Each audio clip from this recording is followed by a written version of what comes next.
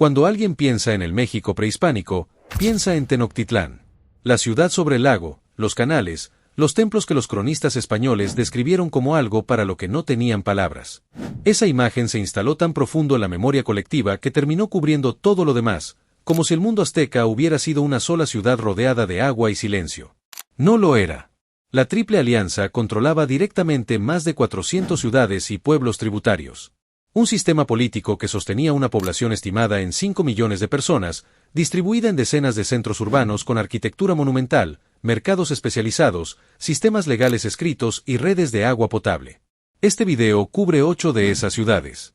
Algunas fueron destruidas con violencia calculada. Otras sobrevivieron físicamente, pero perdieron su identidad bajo barrios modernos, avenidas y refinerías. Una fue vaciada de toda su población por decreto militar, la gente desplazada y reubicada a cientos de kilómetros. Otra vio cómo le robaban su escultura principal en pleno siglo XX mientras sus habitantes bloqueaban la carretera sin éxito. Una más lleva 500 años parada en medio de la Ciudad de México y la mayoría de los capitalinos no saben que existe. El patrón se repite distinto en cada caso: fundada, habitada, enriquecida, vaciada y luego borrada de la conversación. Suscríbete a Territorios Olvidados antes de seguir. Este canal existe para documentar los lugares que el mundo construyó y luego decidió no recordar. Número 8. Tlacopan, Ciudad de México, hoy barrio de Tacuba. La Triple Alianza que dominó Mesoamérica durante el siglo XV fue, técnicamente, una sociedad de 3 socios: Tenochtitlán, Texcoco y Tlacopan. 3 ciudades, un sistema de control político-militar y un reparto de tributos que decía mucho sobre quién mandaba de verdad. Tlacopan recibía el 20% del tributo total. Tenochtitlán y Texcoco se repartían el 80% restante. En términos modernos, Tlacopan era el socio minoritario al que se incluía por razones estratégicas. Los tepaneca que habitaban la ciudad tenían una historia larga y un peso político real en la cuenca, y excluirlos del pacto hubiera creado un enemigo innecesario. Incluirlos con una quinta parte del botín era más manejable. La ciudad se asentó sobre territorio tepanec alrededor del año 1200 después de Cristo. Y creció como nodo de una red de calzadas que conectaba las ciudades del lago. La más importante de esas calzadas era la que salía directamente hacia Tenochtitlán, la calzada de Tlacopan, que hoy sobrevive como la calzada México-Tacuba. Fue por esa misma calzada que Hernán Cortés escapó corriendo la noche del 30 de junio de 1520, la que los cronistas bautizaron como la Noche Triste. Cortés perdió esa noche más de 800 soldados españoles, la mayor parte de su artillería y buena parte del oro acumulado durante meses en Tenochtitlán. Llegó a Tlacopan agotado y, según los relatos más conocidos, se sentó a llorar bajo un árbol. El árbol todavía existe, o eso dice el letrero que lo identifica en Popotla, a unos metros de donde estuvo la ciudad.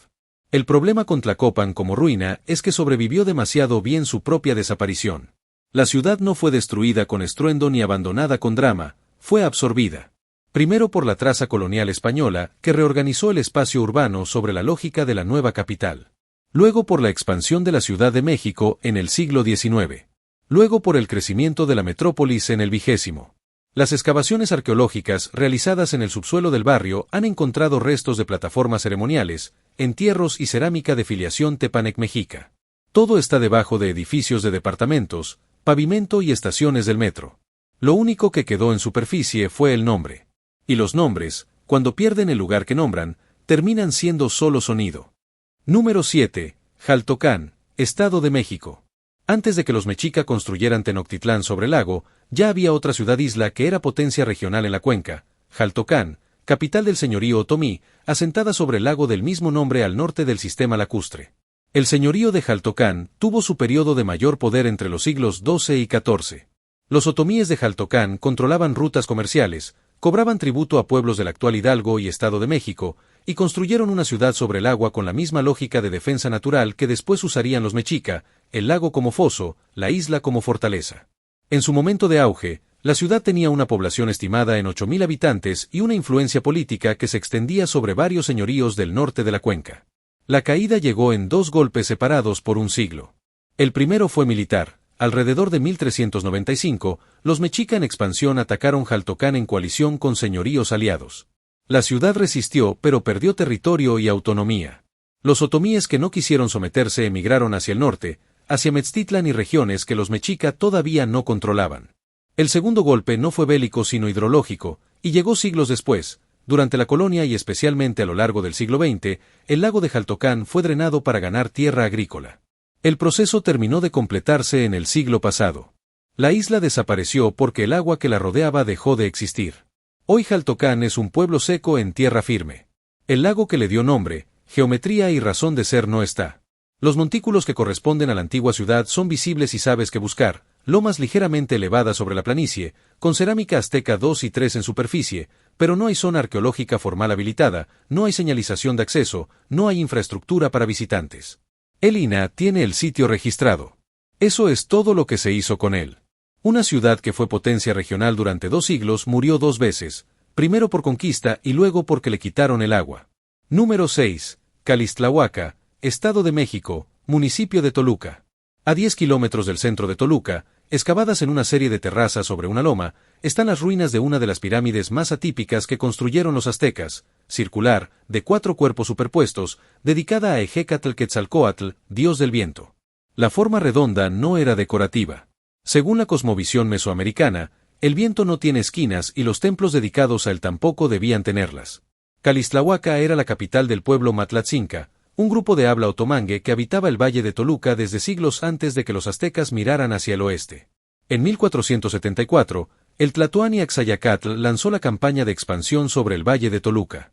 La resistencia matlatzinca fue seria, más seria de lo que los cronistas mexicas registraron con comodidad, pero Calixtlahuaca cayó alrededor de 1476. La ciudad tenía en ese momento una población estimada en 10.000 personas, mercados especializados en textiles y cerámica, y una arquitectura que mezclaba la tradición local con influencias del altiplano central. Lo que Axayacatl hizo después de la conquista fue metódico. La población matlatzinca fue expulsada del valle de Toluca y reubicada en Michoacán, en territorio que los aztecas le cedieron como compensación por el desplazamiento. En términos contemporáneos, fue un vaciamiento étnico con reubicación negociada.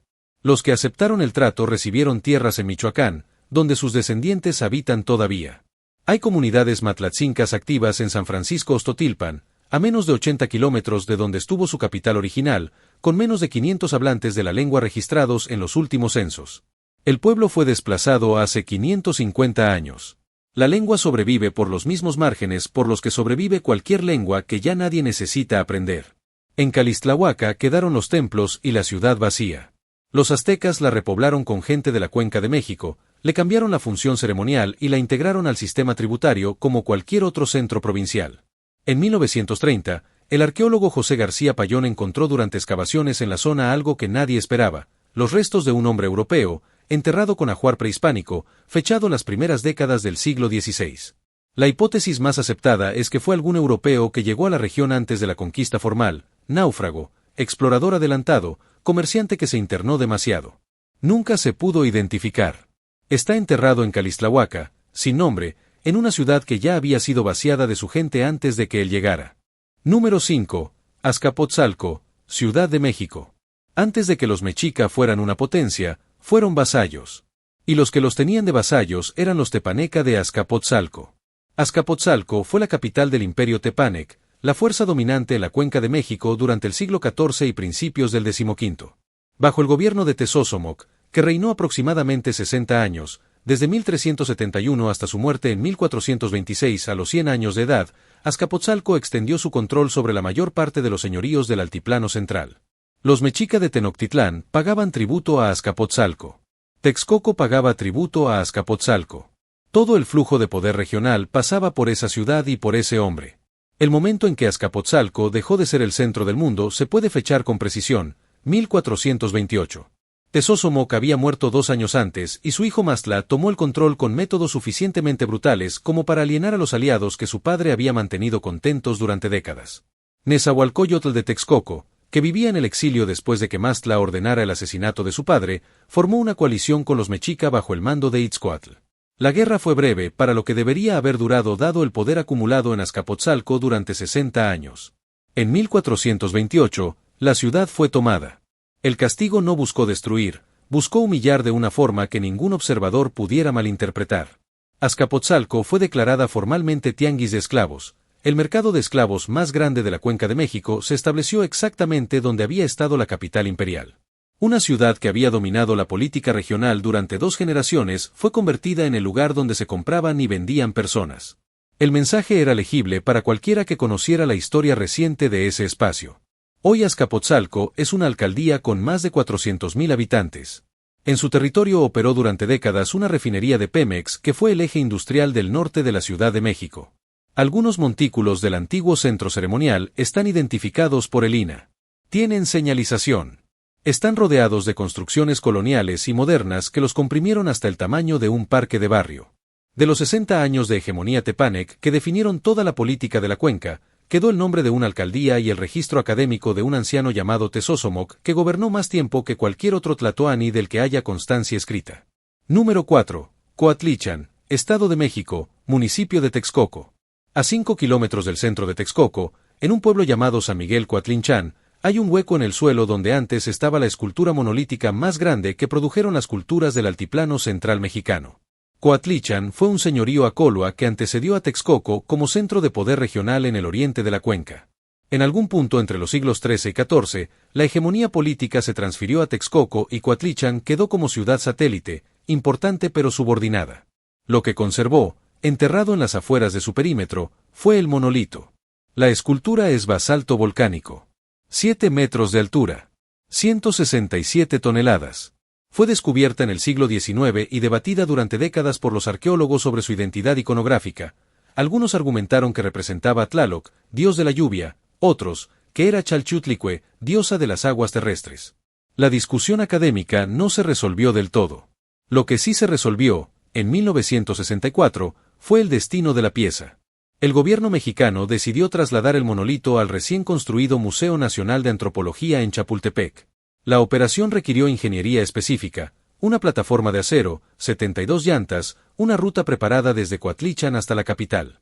Los habitantes de San Miguel Coatlinchán se opusieron con todo lo que tenían, bloquearon la carretera, enviaron cartas, protestaron con presencia física frente al monolito.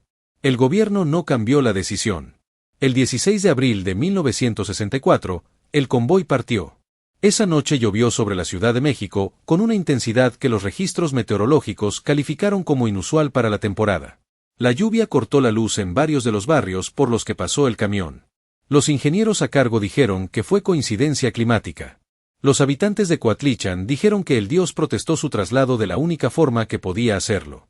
Las dos explicaciones coexisten todavía, y ninguna invalida a la otra del todo.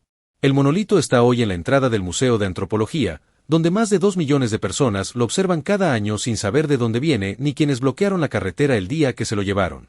En San Miguel Coatlinchán quedó el hueco, la zona arqueológica con señalización mínima, y la memoria de los que perdieron. Número 3. Huexotla, Estado de México, municipio de Texcoco. A menos de 4 kilómetros del centro de Texcoco existe la única muralla prehispánica en pie del altiplano central mexicano. No es un fragmento ni una reconstrucción de época moderna. Son 1.200 metros de muro continuo, de hasta 4 metros de altura, construido en piedra volcánica sin argamasa, que define el perímetro norte de lo que fue la ciudad de Huexotla. Huexotla era uno de los señoríos acolua más antiguos de la región, anterior a la hegemonía de Texcoco, con una secuencia de ocupación que los arqueólogos han rastreado hasta el período epiclásico. Cuando el sistema político de la Triple Alianza se consolidó en el siglo XV, Huexotla quedó integrado como señorío menor dentro de la estructura acolua, subordinado a Texcoco pero con su propio tlatoani, sus propios templos y una economía local basada en agricultura intensiva. No era periférico. Era parte del tejido funcional del sistema. Lo que mató a Huexotla no fue la conquista directa, sino lo que vino después. Las estimaciones demográficas más conservadoras calculan una reducción del 60% de la población de la Cuenca de México entre 1521 y 1600, por epidemias de enfermedades ante las que las poblaciones locales no tenían inmunidad construida, viruela, sarampión, tifo, y oleadas sucesivas que llegaban antes de que los sobrevivientes de la anterior se recuperaran. Los cálculos más extremos hablan del 90%. Huexotla no fue destruida en combate ni abandonada por decreto. Se fue vaciando. La gente moría más rápido de lo que nacía, y los que sobrevivían se concentraban en los nuevos pueblos de indios que el sistema colonial organizaba para facilitar la administración y la evangelización. La muralla quedó en pie porque nadie tuvo necesidad específica de derribarla y porque la piedra volcánica sin argamasa es más difícil de saquear que la cantera trabajada. Hoy la zona arqueológica existe formalmente. Tiene acceso abierto, custodia del INAH, cartel de identificación en la entrada. El personal registra entre 20 y 40 visitantes por semana, una cifra que mencionan sin dramatismo, como un dato más de la operación cotidiana. La muralla sigue en pie. Dentro del perímetro hay restos de plataformas, un templo parcialmente excavado y un basamento rectangular que los arqueólogos llaman el castillo por sus dimensiones. El pueblo de San Luis Huexotla rodea la zona por 3 lados. Los vecinos llevan 5 siglos conviviendo con la muralla como si fuera un accidente del terreno, una loma de piedra que siempre estuvo ahí, que no molesta, que da sombra en algunos tramos. No es que la ignoren. Es que la conocen tanto que ya no la ven. Número 2. Tenayuca, Ciudad de México. A 10 kilómetros al norte del Zócalo, en medio de una colonia residencial de la Ciudad de México, hay una pirámide con 138 serpientes de piedra dispuestas en fila alrededor de su base.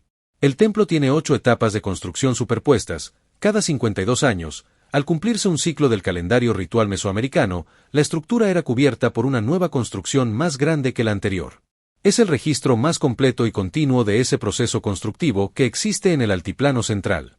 Tenayuca fue capital del señorío chichimeca fundado por Xolotl alrededor del año 1200 después de Cristo. Los chichimecas del norte que llegaron a la cuenca después del colapso de Tula se asentaron aquí, mezclaron sus tradiciones con las culturas sedentarias que encontraron y levantaron el primer templo mayor de la cuenca post-Tula. Cuando los mexica llegaron al valle 2 siglos después, sin ciudad propia, sin tierras asignadas, viviendo como mercenarios al servicio de otros señoríos, Tenayuca ya era un centro establecido con 200 años de historia arquitectónica acumulada. Los mexica consideraban Tenayuca un lugar sagrado por razones concretas. La Coatepantli, el muro de serpientes como elemento arquitectónico dominante, fue adoptada directamente en el diseño del Templo Mayor de Tenochtitlán. La doble escalinata, la orientación ritual, la lógica de las ampliaciones sucesivas, todo eso está primero en Tenayuca. El Templo Mayor no inventó ese lenguaje arquitectónico. Lo aprendió de aquí y lo escaló.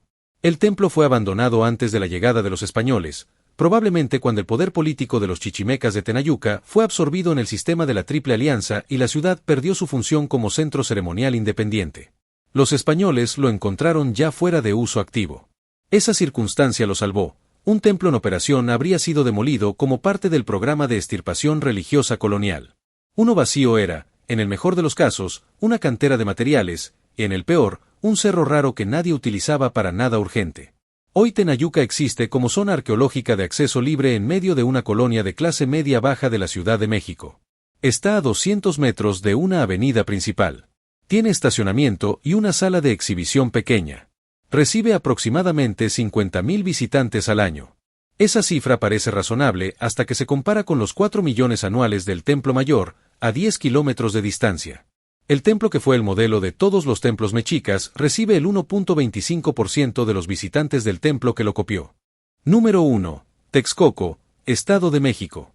Alexander von Humboldt, que viajó por América Latina a principios del siglo XIX y tenía criterio para comparar, llamó a Texcoco la Atenas del Nuevo Mundo. No era elogio de cortesía. Era descripción técnica. Texcoco fue el centro intelectual, legal y arquitectónico de la Triple Alianza. Bajo el gobierno de Nezahualcóyotl, que reinó entre 1431 y 1472, la ciudad desarrolló un código legal escrito con 80 leyes que regulaban desde el comercio hasta los crímenes de sangre, un sistema que fue adoptado como referencia jurídica por otros señoríos del altiplano. Tenía jardines botánicos con especies traídas de distintos rincones del imperio. Tenía un zoológico. Tenía un archivo de documentos históricos que los especialistas modernos calculan en decenas de miles de folios, mapas, registros genealógicos, historia política, calendarios, códigos de tributo. Tenía acueductos que llevaban agua potable a los barrios residenciales. Tenía una corte de poetas, filósofos y astrónomos que debatían cosmología y teología con una sofisticación que los propios cronistas españoles, llegados con la misión de desmantelar todo eso, reconocieron con incomodidad visible en sus escritos. Nezahualcóyotl le escribía poesía. Sus textos sobrevivieron porque fueron memorizados y transmitidos oralmente durante generaciones antes de ser transcritos en el siglo XVI. Uno de sus poemas, Amo el canto del cenzontle, es el texto prehispánico más reproducido en antologías de literatura mexicana. La mayoría de quienes lo leen en libros de secundaria no saben que el autor era el gobernante de una ciudad de 25,000 habitantes con jardines botánicos, archivo histórico y código legal propio. La destrucción de Texcoco fue metódica y tuvo un responsable con nombre. Cortés llegó al lago en 1520 con necesidades militares muy específicas. Necesitaba madera para construir los bergantines que usaría en el asedio naval de Tenochtitlán. Texcoco tenía los bosques más grandes y accesibles de la cuenca. Cortés instaló su base de operaciones en la ciudad y pasó los meses previos al asedio final talando los bosques del señorío para construir 13 embarcaciones. Cuando Tenochtitlán cayó en agosto de 1521, los archivos de Texcoco fueron identificados por los frailes como instrumentos de idolatría y destruidos. No como daño colateral, como objetivo. Los jardines botánicos, sin la mano de obra que los sostenía y sin el sistema de irrigación que los alimentaba, desaparecieron en años. El zoológico fue desmantelado. Las estructuras del centro ceremonial fueron usadas como cantera para las construcciones coloniales. La ciudad siguió existiendo como asentamiento. Texcoco de Mora existe hoy, con 130.000 habitantes, mercado, presidencia municipal y tráfico en las calles principales. El lago de Texcoco, base hidrológica de todo el sistema lacustre, fue drenado a lo largo del siglo XX. De los 25.000 habitantes de la ciudad prehispánica, de los jardines, del zoológico, del archivo, del código legal y de los 40 años de gobierno de un hombre que escribía poesía mientras administraba un imperio, no queda en el espacio público prácticamente nada que se pueda señalar con el dedo. Lo que hace de Texcoco el caso más significativo de esta lista no es la magnitud de la pérdida sino su lógica. Tenochtitlán fue destruida militarmente, con violencia directa que los propios conquistadores documentaron. Texcoco fue destruida de otra manera. Se le quitó primero el material que la hacía ser lo que era, los libros, los archivos, el sistema de agua, la mano de obra especializada, y después se dejó al tiempo y al crecimiento urbano hacer el resto. Una ciudad se puede reconstruir sobre sus ruinas físicas. Una biblioteca quemada no tiene reconstrucción posible. Hace 550 años existía en el altiplano mexicano una ciudad con código legal escrito, jardines botánicos, archivo histórico y un gobernante que escribía poesía. Esa ciudad no aparece en los circuitos turísticos estándar. No tiene un museo con colección permanente a la altura de su historia. La mayoría de los mexicanos que reconocen el nombre Texcoco lo asocian al lago seco y al aeropuerto cancelado. Eso dice algo sobre cómo se toman las decisiones de qué merece ser recordado y quién las toma. Estas 8 ciudades no desaparecieron por azar ni por el simple paso del tiempo. A Tlacopan la tragó el crecimiento urbano sin que nadie pusiera una placa. A Jaltocán le quitaron el lago que la sostenía. A Calixtlahuaca la vaciaron de su gente por decreto militar. A Azcapotzalco la convirtieron en mercado de esclavos como lección pública. A Coatlichan le robaron su pieza más importante en pleno siglo XX y los que protestaron perdieron. A Huexotla la epidemia la fue vaciando sin que hubiera un evento dramático que contar. A Tenayuca la salvó haber sido abandonada antes de que llegara quien la hubiera destruido. Y a Texcoco la destruyeron con método. Primero los libros, luego los jardines, luego el lago, luego el silencio. El mundo azteca que aparece en los libros de texto es Tenochtitlán más los templos más la narrativa del sacrificio. Eso es una fracción. La otra parte son 400 ciudades, señoríos, centros ceremoniales y capitales aliadas que viven en monografías académicas que leen 200 personas. Si crees que esto merece más audiencia, suscríbete al canal y activa las notificaciones. El siguiente video sigue en la misma dirección.